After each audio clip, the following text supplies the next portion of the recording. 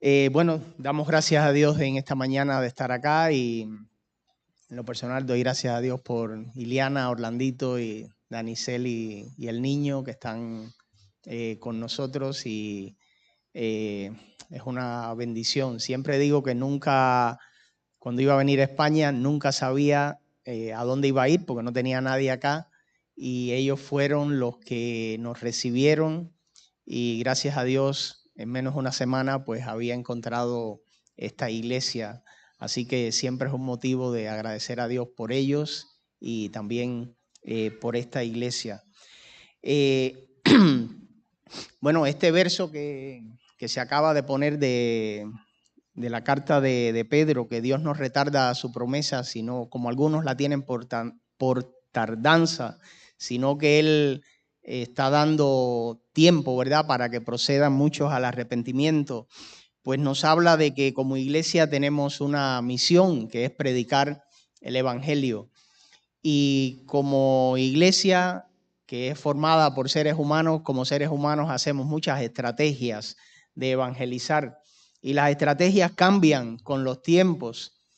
Y cuando yo era joven en mi iglesia, si alguien hablaba de usar el arte o la danza para evangelizar, pues hubiera sido un escándalo, algo horrible, ¿verdad?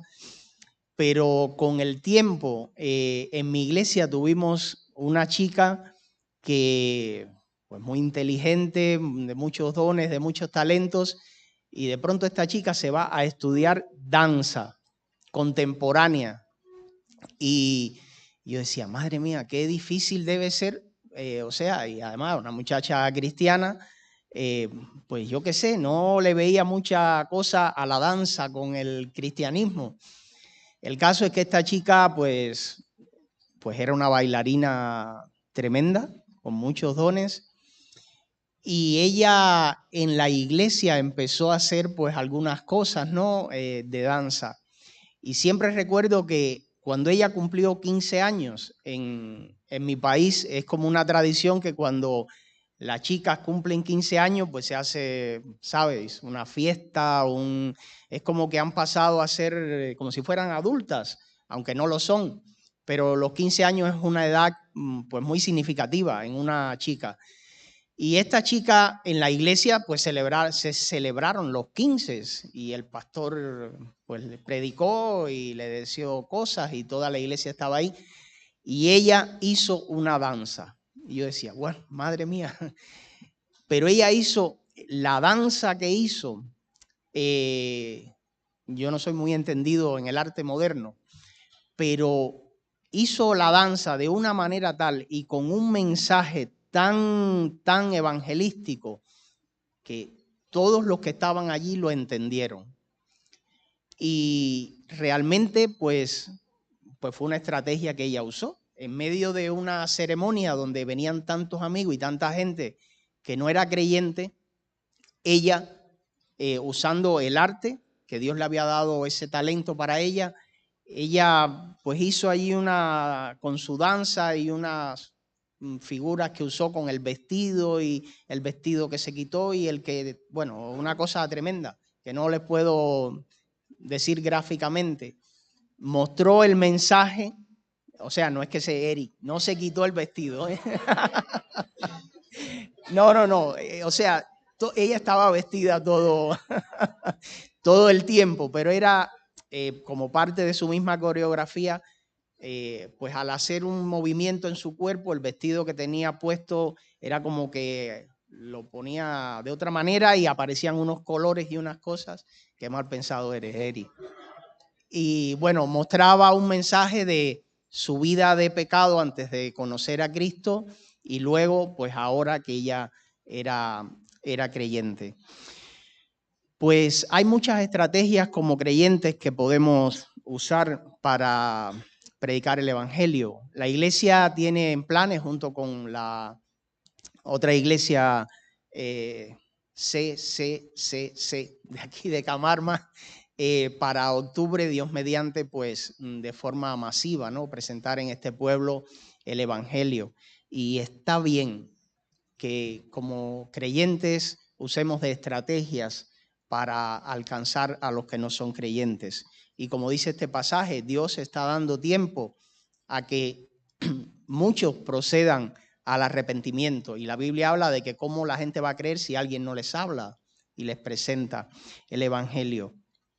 Pues tenemos una pregunta que hacer. Una vez creo que predicando acá pregunté que si nos podía decepcionar la iglesia, y la respuesta es que sí, podíamos decepcionarnos de la iglesia. Otra cosa es decepcionarse de Dios, de Jesucristo. Y podemos hacer también esta pregunta: ¿es posible que alguien busque en la fuente correcta de salvación, que es Jesucristo, que alguien tenga una actitud correcta, que escuche el evangelio y que pueda irse sin obtener la salvación? Pues sí, es posible. Aquí en el Evangelio de Mateo, el capítulo 19, los versos del 16 al 22, tenemos un pasaje muy conocido, el del joven rico. Esta versión es la Biblia de las Américas. Y esta versión dice así: y se le acercó uno y dijo: Maestro, ¿qué bien haré para obtener la vida eterna? Él le dijo: ¿por qué me preguntas acerca de lo bueno? Solo uno es bueno. Pero si deseas entrar en la vida, guarda los mandamientos. Él le dijo: ¿cuáles? Y Jesús respondió: no matarás, no cometerás adulterio, no hurtarás, no dirás falso testimonio, honra a tu padre y a tu madre, amarás a tu prójimo como a ti mismo. El joven dijo: todo esto lo he guardado, ¿qué más me falta? Jesús le dijo: si quieres ser perfecto, ve, vende lo que posees, da a los pobres y tendrás tesoro en los cielos, y ven, sígueme. Pero al oír el joven estas palabras, se fue triste porque era dueño de muchos bienes. A veces muchos creyentes modernos piensan que es imposible que alguien vaya a Jesús por vida eterna, que levante su mano cuando se hace algún llamado en la iglesia, que dé sus datos y que se vaya sin obtener nueva vida. Pero la Biblia enseña que es así. El joven rico parecía tener una motivación adecuada, la mejor actitud, y se acercó a Cristo. Hizo una pregunta correcta, quería vida eterna, y se fue sin estar redimido, sin haber obtenido la salvación. Él no fue pidiéndole a Jesús que le aumentara sus riquezas, no fue presumiendo de como los fariseos que decían: gracias que yo no soy como aquel fariseo que oraba en el templo, y acudió directamente a Jesús. Por tanto, estaba en el lugar adecuado. Hoy en día, con tantas guerras que nos rodean, se habla de los daños colaterales. O sea, alguien murió porque no estaba en el lugar o estaba en un lugar que no era el adecuado. Pues lo del joven rico fue todo lo contrario. Él sí estaba donde tenía que estar. Y sin embargo, el pasaje dice que no fue salvo. Bueno, un predicador moderno, esto entre paréntesis, no dejaría ir nunca al joven rico, ¿verdad? En este tiempo que vivimos sería difícil que alguien dejara escapar al joven rico. Pero lo cierto es que Jesús no le acomodó el evangelio a este joven. ¿Y cuál es el peligro muchas veces cuando hacemos estrategias que queremos ganar gente y llenar el templo, y se llenan muchas veces los templos de gente que no es salva? Que no es salva. Jesús no le acomodó el evangelio a este chico, sino que le puso delante toda la realidad de lo que significaba tener vida eterna. Hasta pudiéramos decir, que pueda parecer contradictorio, que le puso una barrera delante. ¿Y por qué se fue entonces igual este joven sin aceptar a Jesús, estando en el lugar correcto, con la motivación adecuada y con una actitud correcta? Bueno, debemos tener presente algunas cosas cuando presentamos el Evangelio, que la salvación no es un mero fenómeno psicológico. No lo es.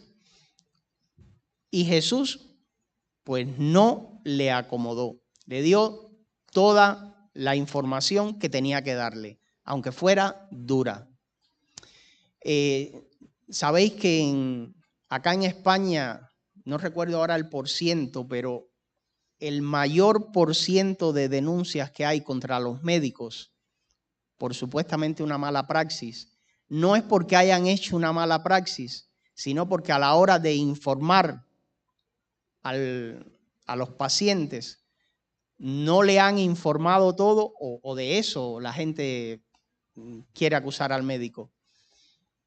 No recuerdo el porciento, pero es mucho más del 50%, porque no dan toda la información. Y entonces por eso cuando usted va a una consulta y usted tiene cáncer, le van a decir, pues tienes un cáncer en estadio 3 con metástasis en no sé dónde, con todo lo que te va a pasar es esto, tienes un pronóstico de vida de 6 meses, te van a dar quimio, que se te va a caer el pelo, te va a pasar esto y todo te lo tienen que poner así. Porque si no después la familia denuncia al médico. ¿Lo sabíais? Pues mucho más del 50% de las denuncias que se hacen a médicos en España es aprovechándose de que los médicos no han dado toda la información.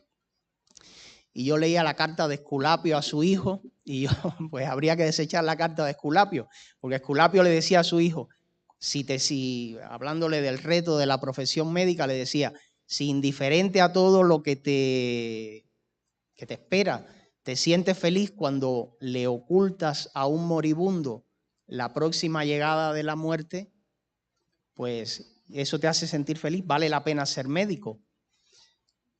Pues ahora no. Entonces, tienes que dar toda la información.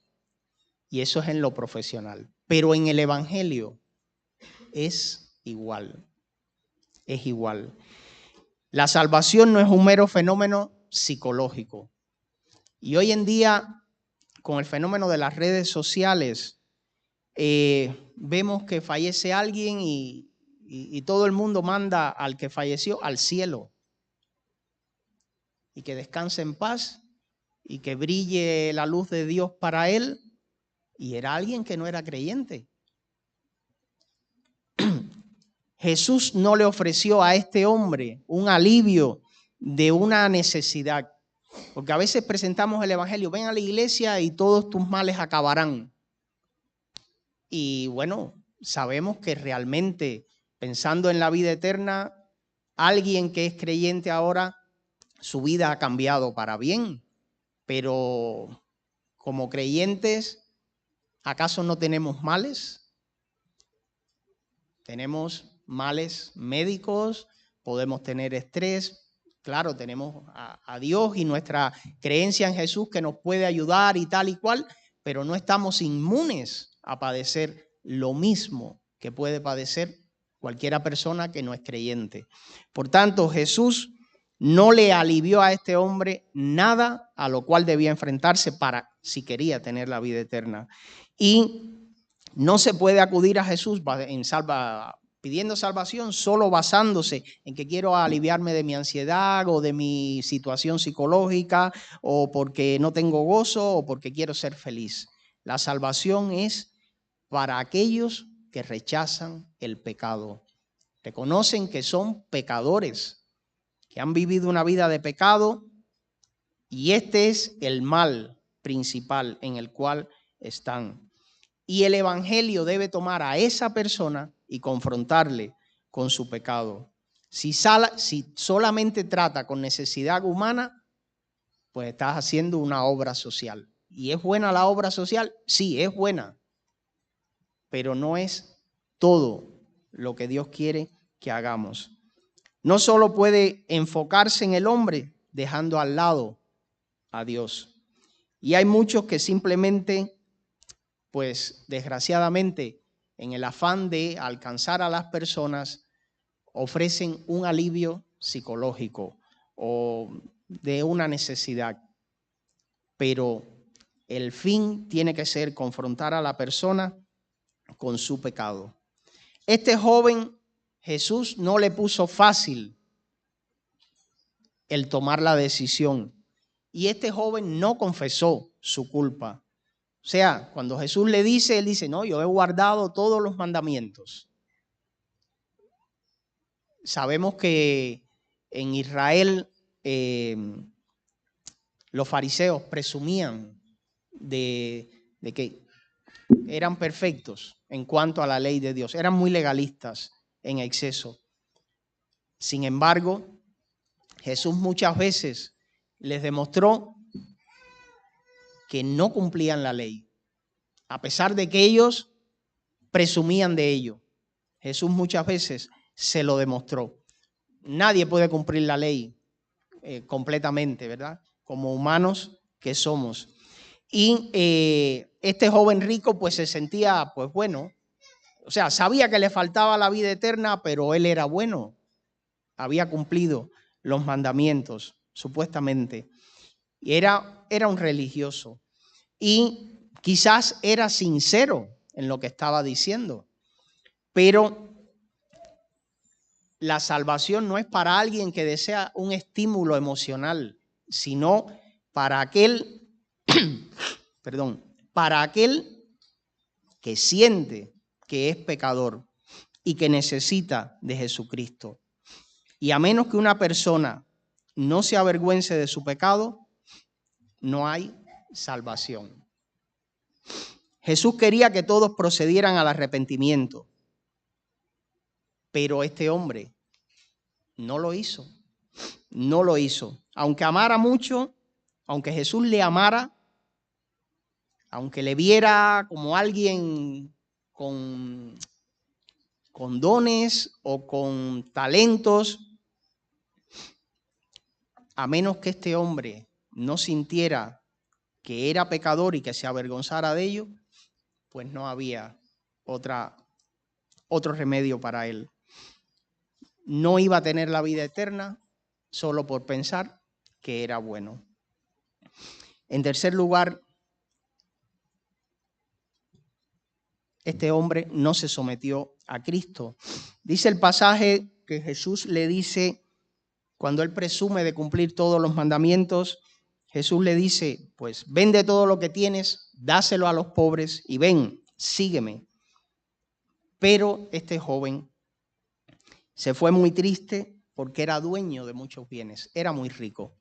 Aquí caemos en la clásica pregunta de que, bueno, si los ricos entonces no se salvan o el que sea rico pues lo tiene que dar todo. No. El problema de este joven no es que fuera rico, sino que las riquezas no le permitieron elegir a Jesucristo y dejarlas de lado. Puede haber una persona que sea la más pobre en este mundo, pero tiene algo que no quiere dejar para seguir a Cristo. Y no, en este caso, pues era un joven rico. Pero todos podemos tener alguna cosa en nuestras vidas a la cual no estamos dispuestos a renunciar por seguir a Jesucristo. Y este es el problema, que cuando una persona actúa así, pues no se está sometiendo a Jesucristo. ¿Debemos despojarnos literalmente de lo que poseemos? Pues no, porque conocemos mucha gente rica que ha puesto todo lo que tiene a disposición del Señor. Pero más que todo lo que tiene, lo más importante es que ha puesto su vida a disposición de Cristo. Y esto lo que implica es la renuncia, que no nos aferramos a nada con preferencia a Cristo. Y debemos obedecerle, servirle, seguirle. Y este es el requerimiento que Jesús le hace a este hombre. Determinar si estaba dispuesto a someterse o no a la soberanía de Jesucristo en su vida. La Biblia nos dice que este joven rico no pasó la prueba, ¿verdad? Lucas capítulo 14,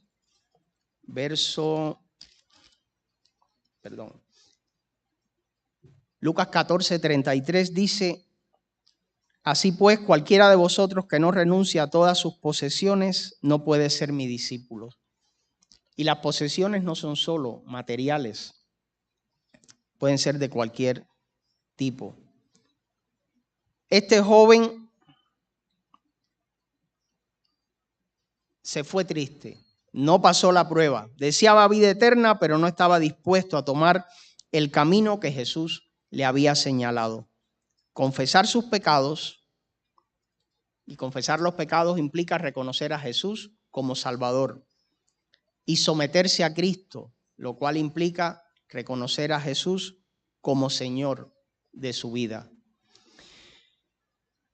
¿Qué podemos aprender, hermanos? Tenemos muchas estrategias y está muy bien hacerlo. Tenemos una obra social que está muy bien tenerla, pero todo lo que tengamos como manera de acercarnos a las personas, tenemos que centrarlo en lograr que la persona sea confrontada con su pecado. A veces hemos tenido una obra social por no sé cuántos años. Hemos ayudado a muchas personas y realmente a veces no sabemos si esas personas han sido confrontadas con el mensaje del Evangelio. Y el tiempo pasa y podemos haber estado ayudando 15 años a una persona y esa persona muere sin Cristo. A mí nunca se me olvida cuando llegué a Camarma, estando en todo lo que es el papeleo burocrático que se hace cuando uno llega, que tuvimos que ir al ayuntamiento muchas veces.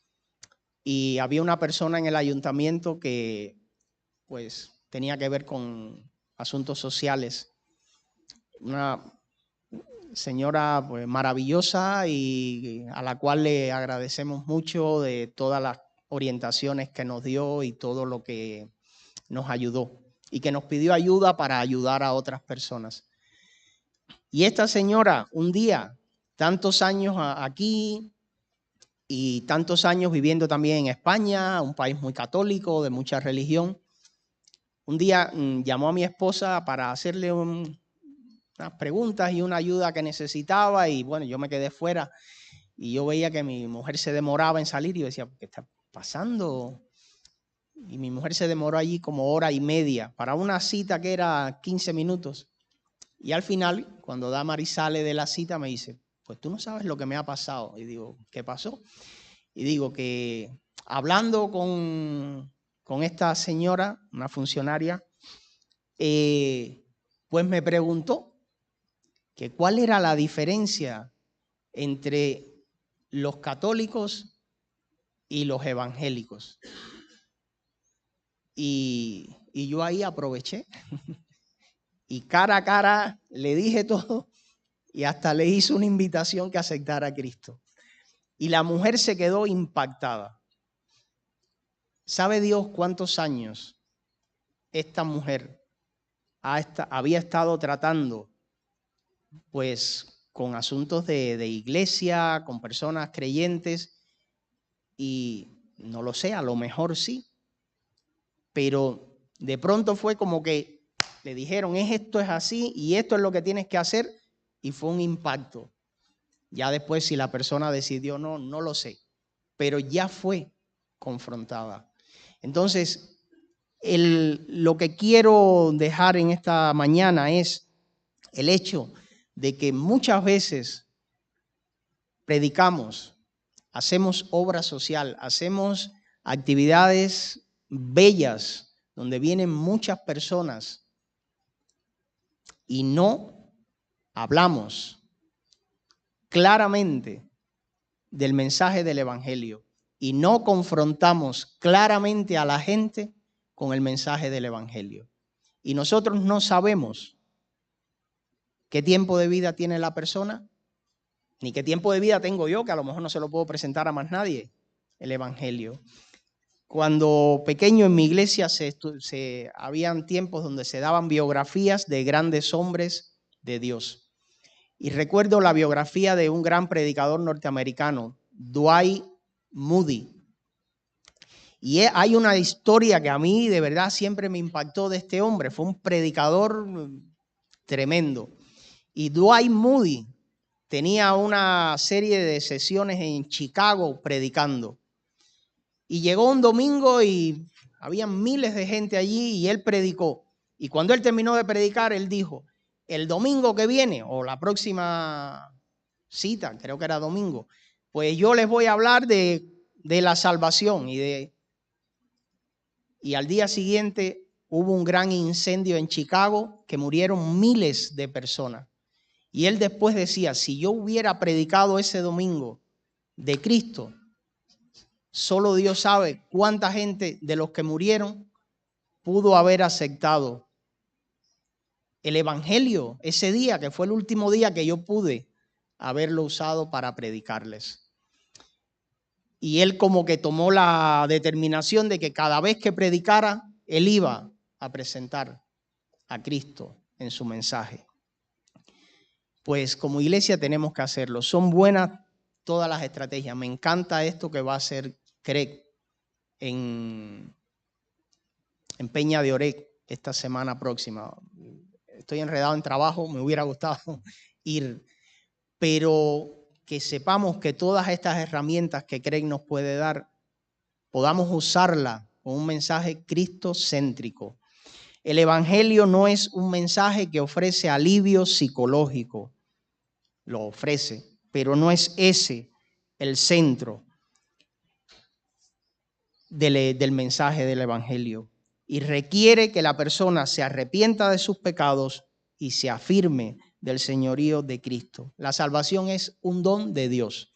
Nosotros no podremos salvar a nadie, pero el mandato bíblico a los creyentes es ir y predicar el evangelio.